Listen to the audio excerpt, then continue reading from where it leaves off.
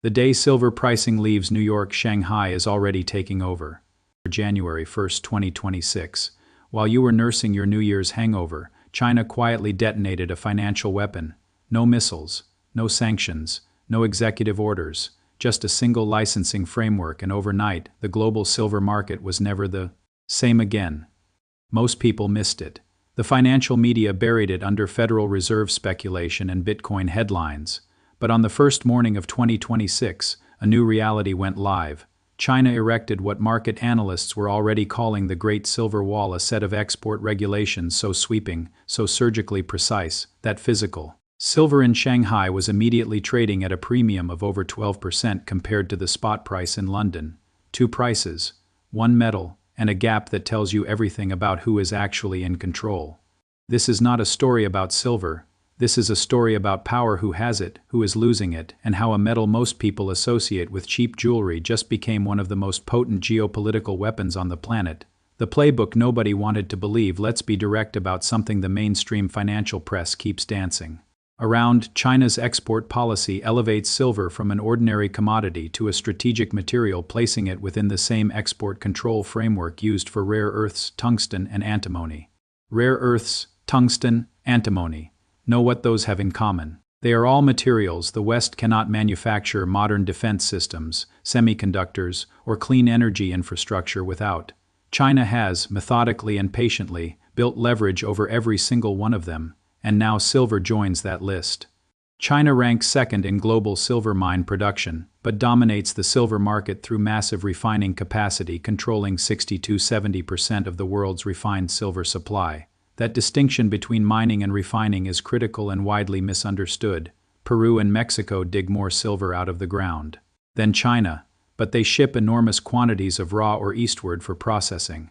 China built the world's most extensive silver refining infrastructure over 3 decades, quietly. While the West celebrated cheap panels and cheap electronics, it refined the metal, it absorbed the pollution, it sold the finished product at thin margins. That era is now over. Beijing has declared that the era of cheap silver from the East is finished. The new doctrine is profitability over volume.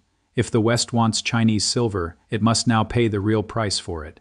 January 1st was not a surprise. It was the endgame of a long game. Here is what makes this story genuinely unsettling. None of this was hidden. China's transition to a license-based silver export management system was formally announced through 2 Ministry of Commerce declarations in late 2025, with the licensing framework beginning implementation on January 1, 2026 and formal legal revisions taking full effect on March 1, 2026. It was public. It was documented. Western industrial buyers had months of warning. And yet the shock was real, because markets had quietly assumed Beijing would blink.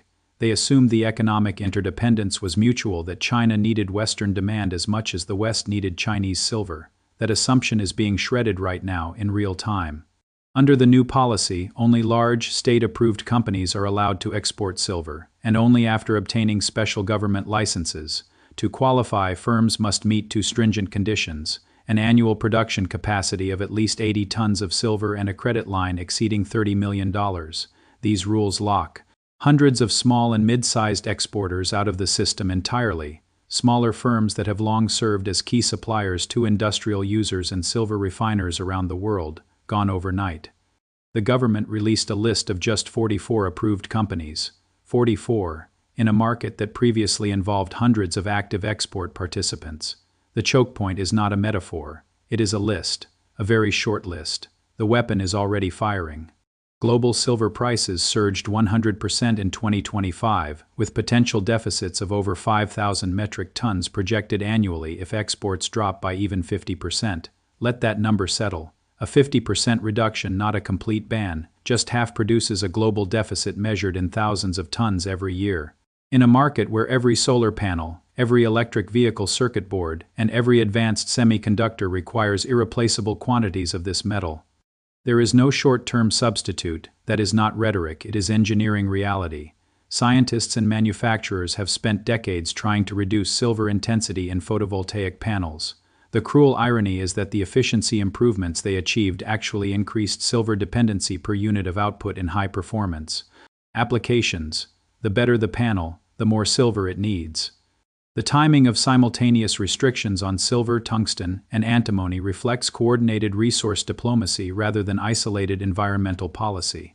These three metals share strategic importance in defense applications, renewable energy infrastructure, and advanced manufacturing, suggesting deliberate leverage creation in bilateral trade negotiations. Read that again slowly: deliberate leverage creation. This is not commodity management, this is statecraft. China is not restricting silver because it ran out or because its environment demands it. It is restricting silver because restriction is a policy designed to make Western industrial civilization feel the pinch. Precisely where it hurts most: clean energy ambitions and defense supply chains simultaneously. Just as Britain once weaponized opium to extract silver from China in the 19th century, China is now weaponizing silver supply to extract value from the West.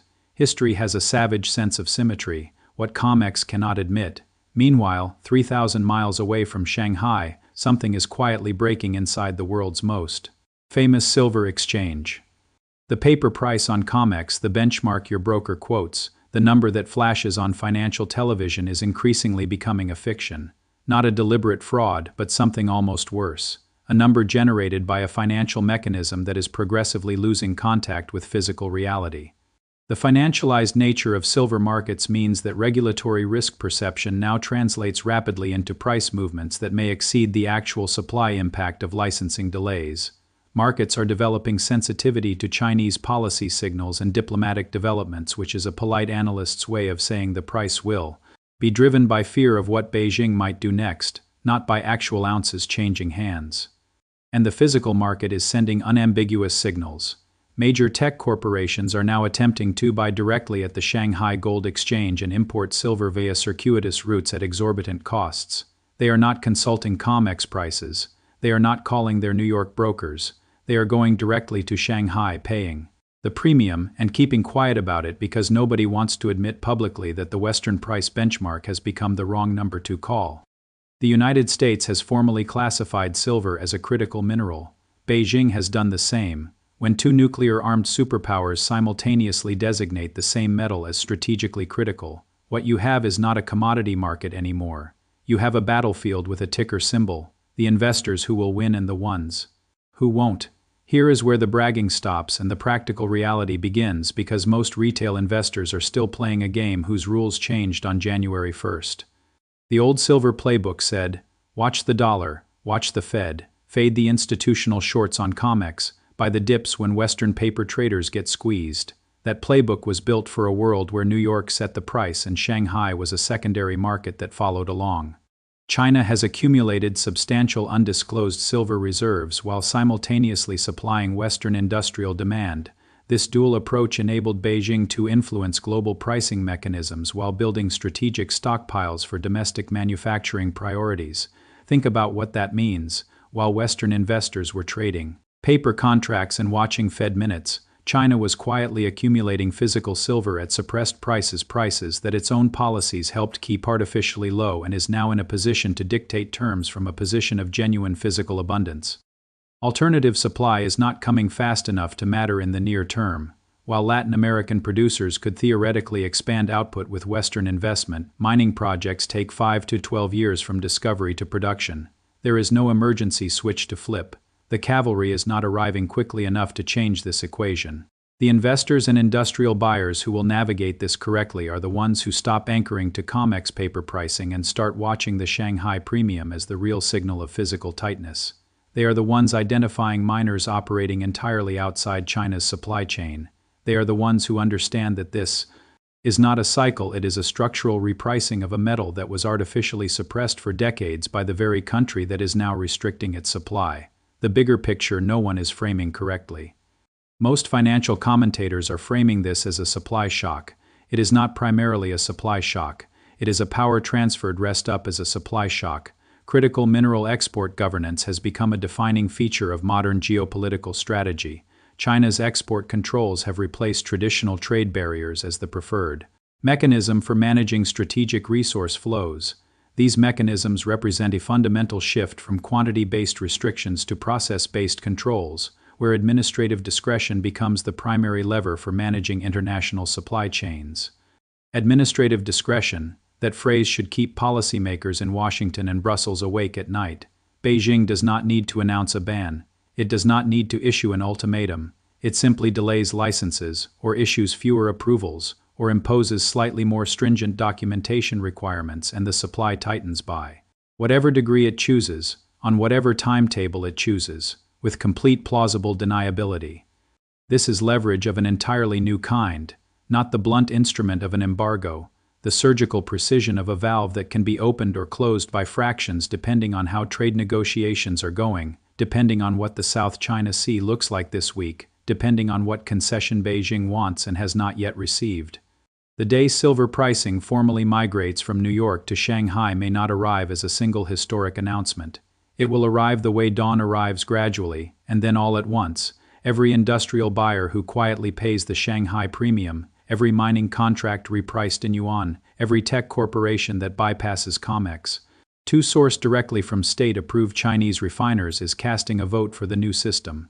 The votes are being cast right now, and New York is not winning the count. Can the West break free from Chinese silver dependence in time, or is the window already closing? Drop your take in the comments, and if this is the first time you are hearing about the Great Silver Wall of 2026, share this with someone who needs to know, because most people still have no idea what just happened.